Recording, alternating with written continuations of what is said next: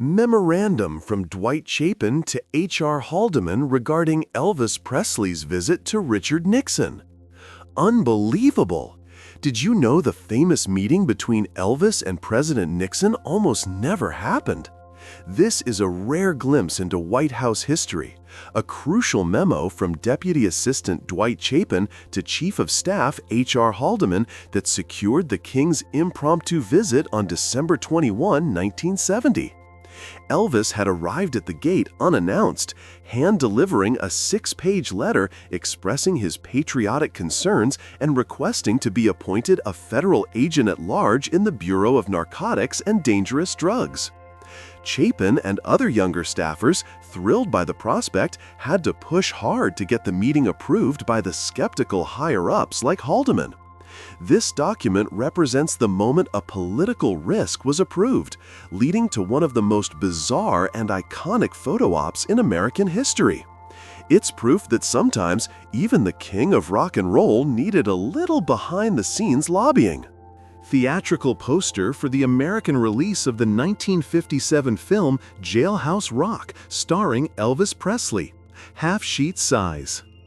Behold the electrifying poster that first announced Elvis's most iconic film to the world. This classic half-sheet poster for Jailhouse Rock captures the raw, rebellious energy that defined both Elvis and the movie's main character, Vince Everett. Released in 1957, this film was a massive cultural moment, showcasing a tougher, edgier Elvis as a construction worker who finds fame through rock and roll after a run-in with the law. The dynamic artwork here was essential in selling the film, promising fans a mix of drama, romance, and the revolutionary music that made Elvis a legend. It features an illustration based on his famous publicity shots. More than just a movie ad, this poster represents a cornerstone of rock history, cementing his status as the king on both the stage and the silver screen. Elvis Presley's airplanes at Graceland. The ex-Delta Airlines Convair 880-20M could reach speeds of 615 miles per hour, ideal for his busy 1970s touring schedule, whilst the Lockheed L1149 Jetstar allowed his manager to fly on ahead to the next destination on the tour. Step right up and marvel at the Lisa Marie and Hound Dog 2, Elvis's personal Air Force. The magnificent Convair 880, which Elvis customized and named after his daughter Lisa Marie, was essentially his flying Graceland. He spared no expense on its interiors, adding a master bedroom, a conference room, and even gold-plated seatbelts and 24-karat gold-flecked sinks. Capable of reaching over 600 miles per hour, this jet was crucial for his intense 1970s concert schedule, allowing him to travel in true style. The smaller Lockheed Jetstar, nicknamed Hound Dog 2, often flew ahead, positioning his team for the next show. These two planes are not just aircraft, they are spectacular symbols of the global superstar lifestyle and the enormous scale of the King's success. Elvis Presley and Joan Blondell in Stay Away, Joe. Ever wonder about Elvis's most unusual film roles? Here he is with screen veteran Joan Blondell on the set of the 1968 comedy Stay Away, Joe. Elvis plays Joe Lightcloud, a half-Native American rodeo star who returns to the reservation to help his family become cattle ranchers. Joan Blondell, a Golden Age Hollywood star known for her sharp wit, played Glenda Callahan, a diner owner. Though the film itself had a mixed reception and is often seen as a departure from his usual musicals, this image captures a fascinating moment: the collaboration between the king of rock and roll and an established Hollywood legend. It's a great piece of trivia for fans, highlighting the sheer variety of projects Elvis took on during his film career. Trade ad for Elvis Presley's album, Good Times. Take a look at the commercial announcement for the 1974 masterpiece, Good Times.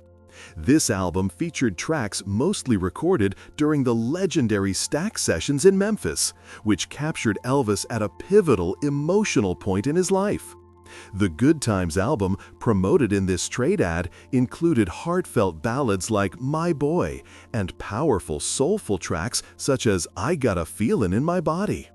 These Memphis recordings were hailed by critics as some of his best work of the era, showcasing his remarkable vocal depth and commitment to gospel and R&B roots. This advertisement reminds us that even at the height of his Vegas residency, Elvis was still producing incredible, authentic studio albums that deeply resonated with his fans and solidified his musical legacy. BMW 507 von Elvis Presley, Mai 2025 im BMW Museum. Can a car truly be considered rock and roll royalty? Absolutely, when it's Elvis's personal BMW 507. The story of this roadster is legendary. Elvis bought this used sports car in Germany in 1958 while serving in the US Army. It was originally white, but his female fans would cover it in lipstick messages. To stop the affectionate vandalism, he had it painted a vibrant red. He brought it back to the States, but later traded the original engine for a Chevrolet V8. After years of obscurity, it was meticulously restored to its original glory by BMW Group Classic, bringing the white paint and correct BMW engine back. This photo, likely taken during its public display, shows a pristine piece of automotive and rock history. Publicity photo for the 1957 film Jailhouse Rock. Feast your eyes on the look that launched 1,000 screams. This publicity photo from 1957's Jailhouse Rock perfectly encapsulates the confident, revolutionary star quality of Elvis Presley. Playing the role of Vince Everett, a charismatic young man who becomes a music sensation, Elvis delivered a performance that became a template for the rock star persona. The slicked-back hair, the intense gaze, and the signature style captured here all contribute to the image of an artist completely in control of his craft and his audience.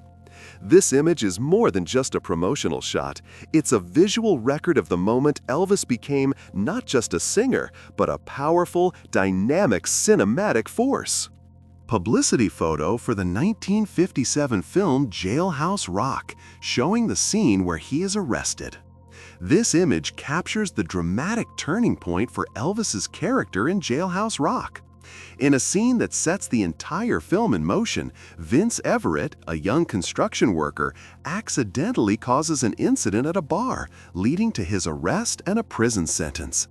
This photo, showing Vince being restrained, perfectly illustrates the raw emotion and sudden chaos that lands him in the state penitentiary.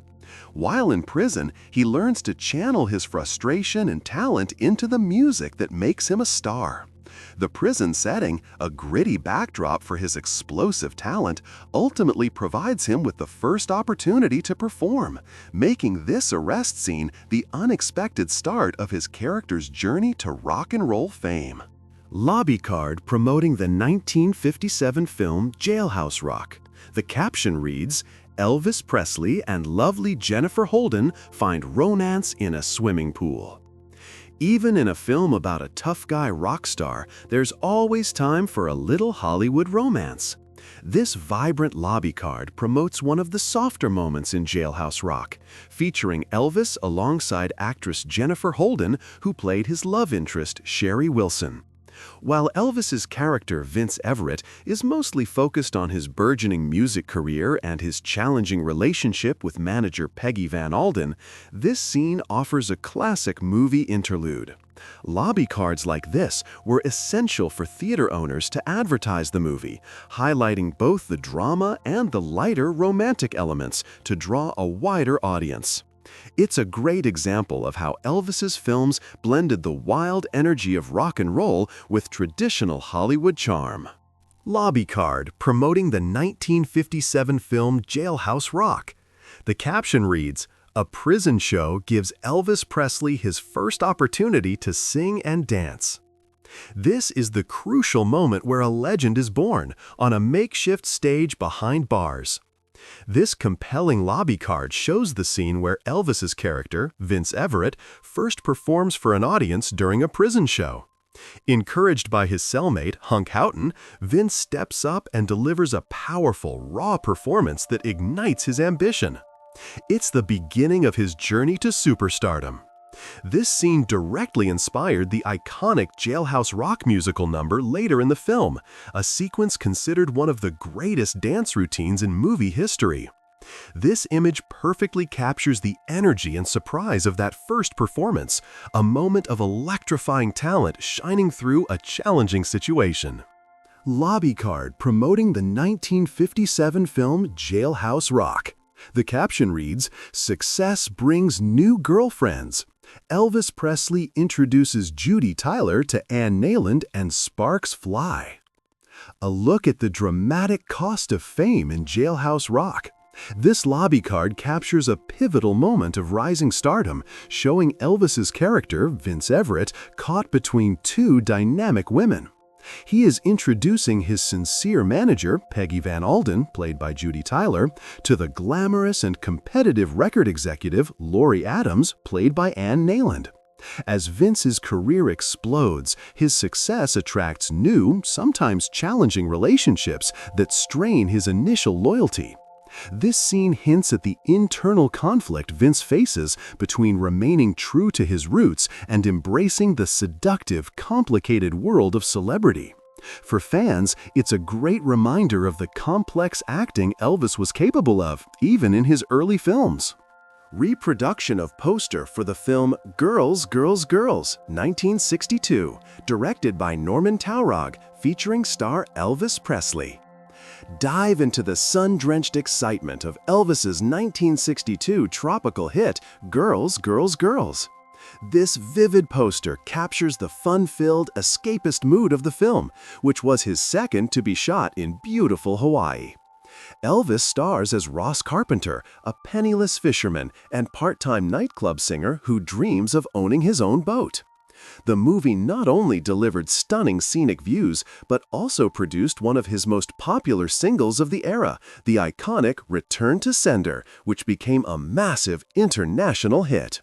This poster promises everything fans loved: a gorgeous setting, a romantic plot, and the King singing some of his most memorable early 60s tunes. Plymouth car owned by Elvis Presley's father in the 1930s. Elvis Presley Birthplace Museum in Tupelo, Mississippi. A rare glimpse into the humble beginnings of the King. Before the Cadillacs and the private jets, there was this simple Plymouth, a symbol of the hard work and modest life of Vernon and Gladys Presley in the 1930s. This car, displayed at the Elvis Presley Birthplace Museum in Tupelo, Mississippi, stands in stark contrast to the massive wealth Elvis would later acquire. It reminds fans that Elvis came from very little, growing up during the Great Depression. Seeing this automobile humanizes the legend, connecting his rags-to-riches story back to his family's roots and the challenging times that shaped the young Aaron Presley. BMW 507 of Elvis Presley in the BMW Museum. This stunning BMW 507 is a piece of European history with a dash of rock and roll swagger. While serving in Germany in 1958, Elvis was looking for a car as dynamic as he was, and he chose this sleek roadster. Originally, it was a white demonstrator model, but due to fan adoration, specifically lipstick messages covering the car, Elvis quickly had it painted a more discreet but equally striking red. After decades of being lost and modified, the car was meticulously restored to its original condition by BMW, right down to the special engine it had.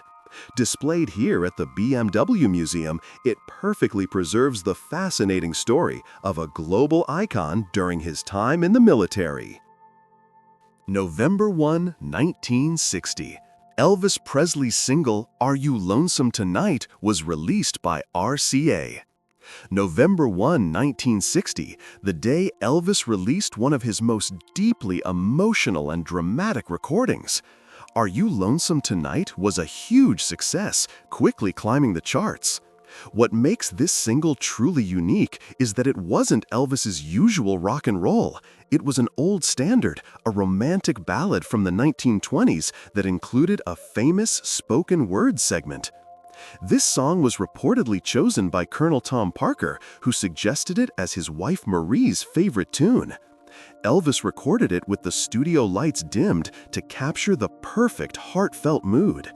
The result was a haunting, intimate performance that beautifully showcased his maturity and incredible vocal range after his return from the Army. November 1, 1956. Elvis with his new Harley-Davidson. The king of rock and roll and the king of motorcycles.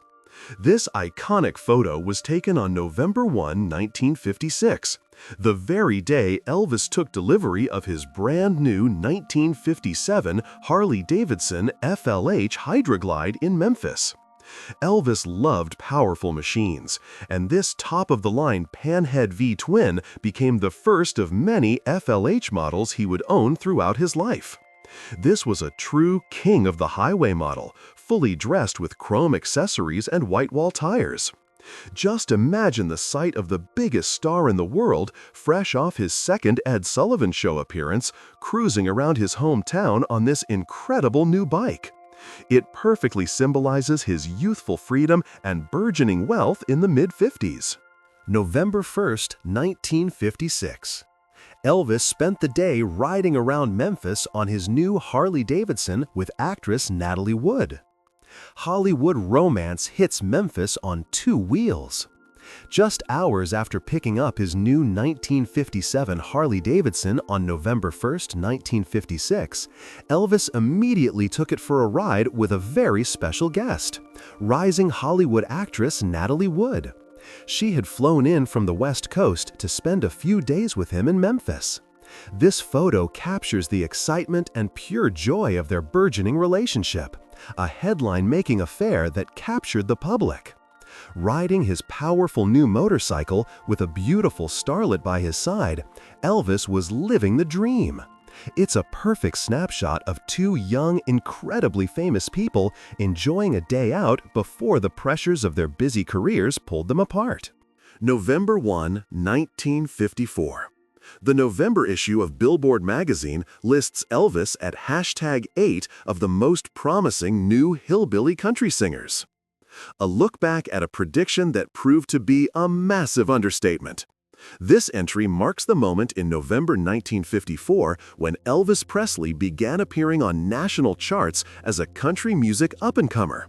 Billboard magazine had listed him as the 8th most promising new hillbilly country singer, a testament to the early success of his first Sun Records releases like That's All Right.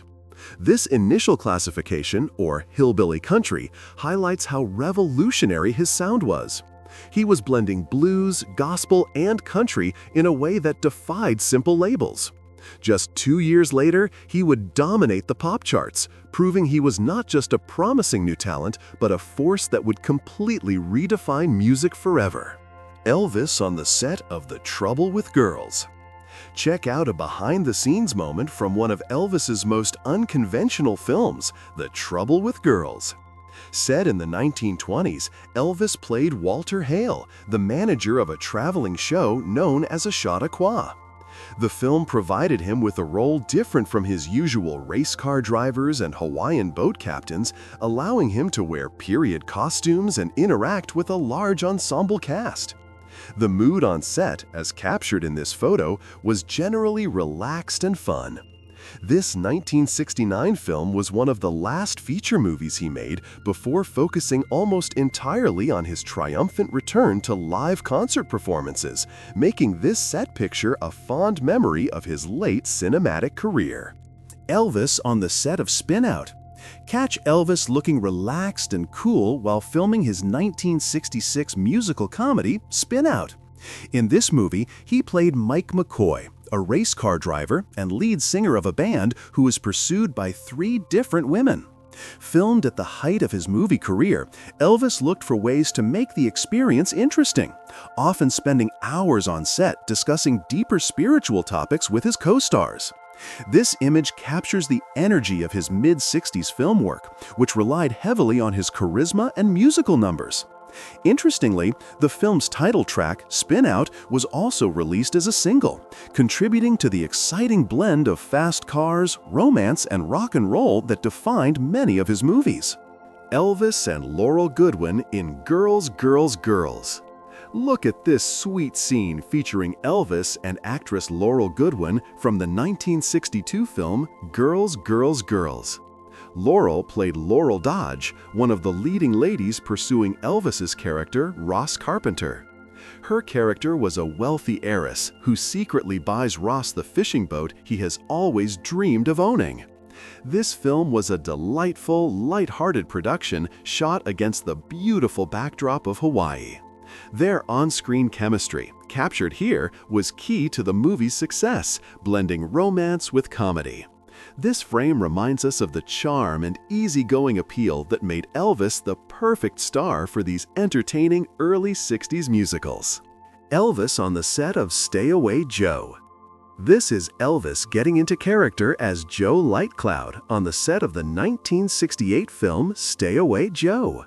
The movie, which involved Elvis playing a half-Native American rodeo champ returning to his family's ranch in Arizona, was one of his more mature and sometimes controversial roles.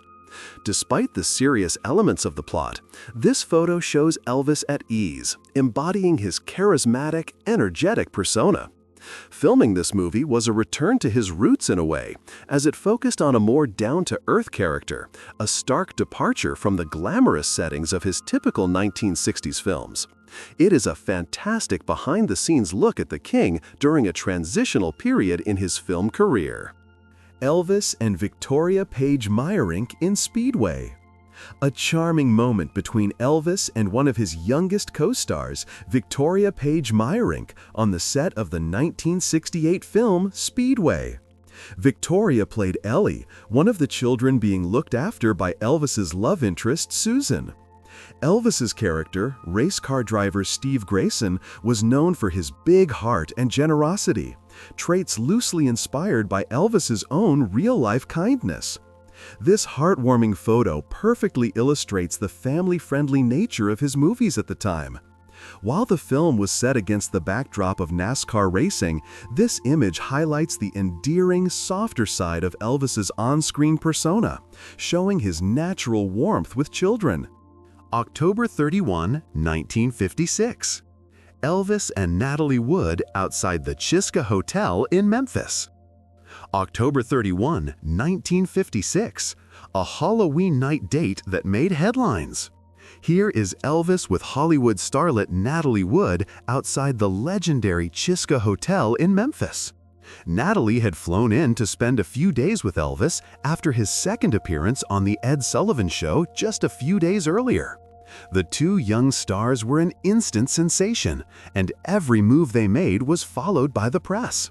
This photo captures a fascinating moment where the worlds of Hollywood glamour and rock and roll explosiveness collided right in Elvis's hometown. It's a classic image of two 20-something icons at the absolute peak of their youthful fame. October 31, 1966. Elvis Presley's soundtrack album, Spin Out, was released by RCA. 10 years after his legendary Harley ride, October 31st was still a big date for Elvis's career. On this day in 1966, RCA released the soundtrack album for his film Spin Out. The album, recorded at Radio Recorders in Hollywood, featured a mix of racing-themed tunes and romantic ballads. It included the title track and the popular single All That I Am. Although his film soundtracks were sometimes met with mixed reviews, this album was a commercial success, rising to number 18 on the Billboard chart. It serves as a great sonic document of his mid-60s movie era, perfectly blending his signature voice with the sounds of the time. October 31, 1968. Film production for The Trouble with Girls continued. Photo, Elvis and Marlon Mason on the set of The Trouble with Girls. Filming was underway for The Trouble with Girls on October 31, 1968. This photo shows Elvis with his co-star, actress Marlon Mason, who played his character's secretary, Charlene. The film was set during a traveling Chautauqua show in the 1920s, a unique premise for an Elvis movie. Coming shortly after the groundbreaking '68 comeback special was filmed, this production had a noticeably lighter, more casual feel. It's interesting trivia that Elvis often chatted with the cast and crew about his excitement for the upcoming TV special, proving he was already thinking about his live return while working on his film contracts. October 31, 1960. Elvis Presley's LP GI Blues enters the Billboard Hot 200, where it would rise to #1 and stay there for 6 weeks. A monumental post-Army triumph. On October 31, 1960, the soundtrack for Elvis's first movie after his military service, GI Blues, made its powerful debut on the Billboard Hot 200 chart.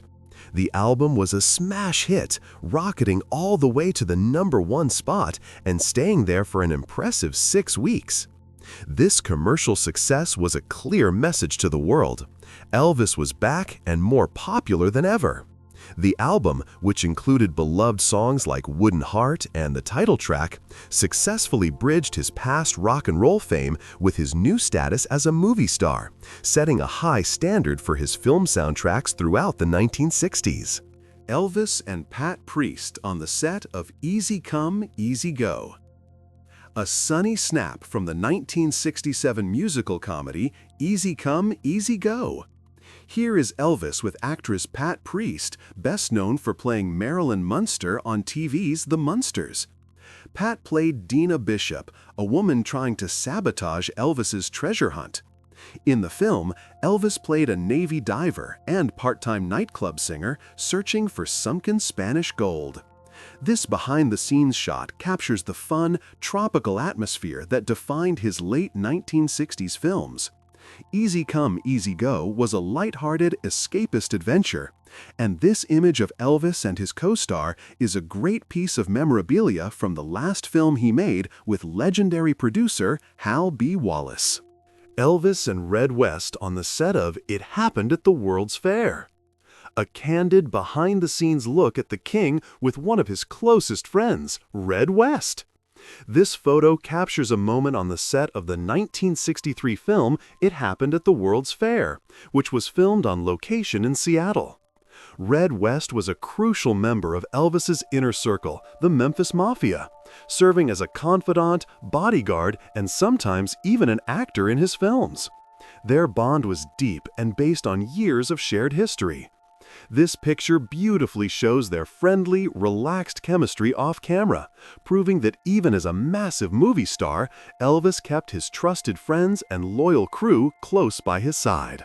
Elvis, Gig Young, and Lola Albright on the set of Kid Galahad. Witness a fantastic collaboration of talent on the set of the 1962 film Kid Galahad. This photo brings together Elvis with accomplished co-stars Gig Young and Lola Albright. Elvis played the charming, young boxer Walter Gulick, while Young played his manager, and Albright was the love interest. Filmed in stunning Idlewild, California, the movie was a well-received drama that allowed Elvis to stretch his acting muscles alongside seasoned Hollywood professionals. This image is a wonderful snapshot of the camaraderie among the lead actors during the production of this box office hit. October 30, 1968. Elvis plays with the prop Tommy gun on the set of The Trouble with Girls. Photo, Elvis and Marlon Mason. What happens when Elvis gets his hands on a prop machine gun? A playful moment on the set. This photo, taken on October 30, 1968, shows Elvis enjoying a lighthearted break from filming The Trouble with Girls with co-star Marlon Mason. The movie was set in the 1920s, a period famously associated with gangsters and prohibition, which explains the presence of the prop Tommy gun. This image showcases Elvis's famous sense of humor and his tendency to be playful with the props on set. For fans, it's a fun, candid shot that perfectly captures the King's magnetic personality and ability to charm everyone around him. Elvis, Burgess Meredith, and Katie Girardo on the set of Stay Away Joe. A rare gathering of acting heavyweights on the set of Stay Away Joe. This fantastic photo features Elvis alongside Hollywood legends Burgess Meredith and Katie Jurado. Burgess Meredith played Elvis's father, Charlie Lightcloud, while the respected Mexican actress Katie Jurado played his mother, Annie Lightcloud. Despite the film's controversial themes, the cast was top tier, showcasing Elvis's willingness to work alongside serious dramatic actors.